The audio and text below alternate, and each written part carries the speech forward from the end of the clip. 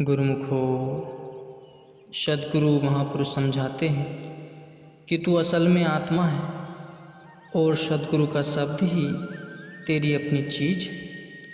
इस अपनी असली चीज़ अर्थात सद्गुरु के सार शब्द से सुरती को मिलाकर देख। जरा सुरती को सद्गुरु के सार शब्द से टकरा दे, फिर अपनी हालत को भी पलटता हुआ देख ले और मालूम पड़ जाए कि कितना आनंद है।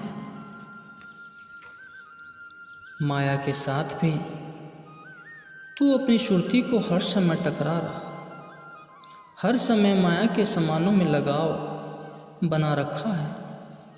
उसका भी जीव को प्रतिदिन और तजुर्बा हो चुका है कि इसका क्या नतीजा मिल रहा है।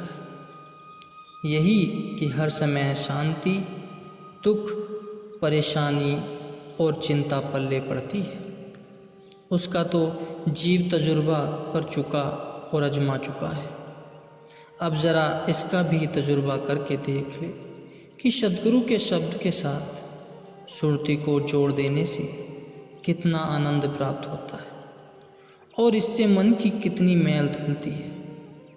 आजमाने और तजुर्बाना करने से ही पता लगेगा कि जो जो सुरती का मेल सद्गुरु के शब्द से होता जाता है, त्यों त्यों मैल साफ होती जाती है तथा तब परख भी पड़ती जाती है कि असलियत क्या है और जीव असलियत से कितना भूला हुआ था।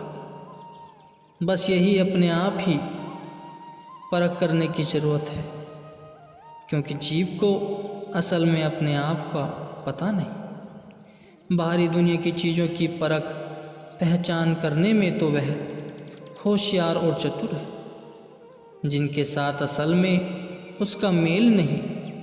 मगर ज़रूरत है कि ज़रा अपनी भी तो जांच और परख करे, अपने आप को भी देखे।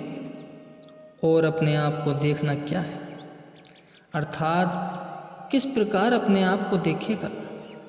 जैसे कि अपने शरीर को और शरीर के अंगों को तो मनुष्य शीशा या दर्पण से देख सकता है, इसी प्रकार ही अपने आप को देखने का भी दर्पण क्या है। इसी दर्पण में ही अपना आप देखा जा सकता है। वह दर्पण क्या है? सतगुरु फरमाते हैं, निराकार की आरशी साधो ही की देह, लखा जो चाहे अलख को इन्हीं में लखी ले।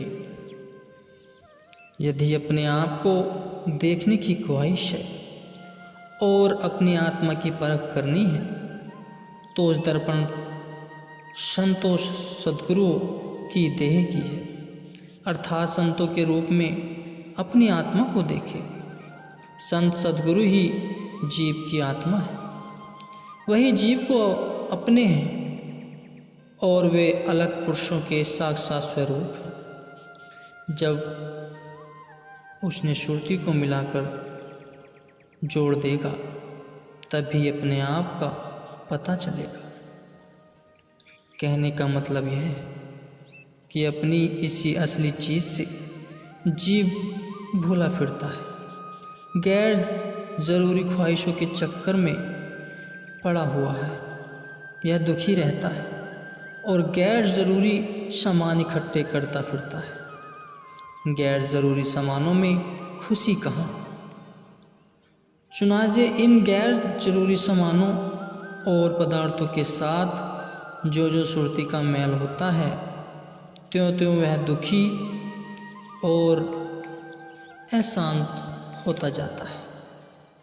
गुरुमुखो, संत महापुरुष यही समझाते हैं कि गैर ज़रूरी चीज़ों में सुरती को मत लगाओ। सुरती को उन चीज़ों में लगाओ जो कि अपनी चीज़ और अपनी बन सकती है। वह अपनी वस्तु तो सद्गुरु का शब्द है, यही जीव की अपनी पूंजी और जायदाद है। जब सुरती इस शब्द के साथ मिले अथवा सद्गुरु के ध्यान में लगे, तब तो उसकी मैल भी साफ हो और जीव को आनंद भी आए। जरा यह जीव अपनी मैली सुरती को सद्गुरु के ध्यान के साथ धोकर भी तो देखे। संतों का कहना है कि ये जीव क्या सारी जिंदगी यही काल और माया की बेकार ढूंढनी है? क्या हमेशा इसी माया की रचना में ही भूला फिरेगा? तू जो हर समय इन्हीं माया की चीज़ों को पाकर बड़ा खुश होता है और कहता है कि यह मेरी जायदाद, यह मेरा धन इत्यादि, तो इनमें कुछ अपना भी है या यूं ही फूल रहा है?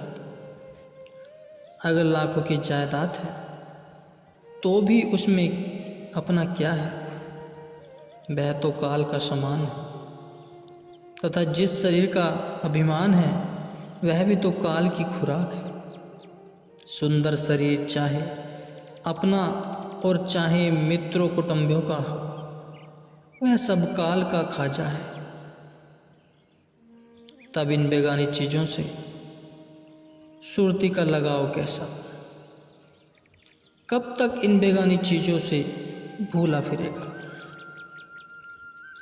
कब तक आखिर धोखे में पड़ा रहेगा? और कब तक इसी तरह दुखी बना रहेगा? नहीं, काल और माया की चीज़ों में दिल नहीं लगाना है, इनमें सुरती को नहीं अटकाना है, इन वस्तुओं से मन को मैला नहीं करना है। यह भी मतलब नहीं कि इन सामानों से कतई नाता तोड़ लिया जाए। नहीं, इन सामानों में बरतना, इनका उपयोग करना भी तो जिंदगी की ज़रूरत है। बेशक इनमें बरतना है, मगर यह भी ख्याल साथ ही साथ रखना है कि ये माया और काल के समान है। ये जीव के अपने हरगिज नहीं बन सकते,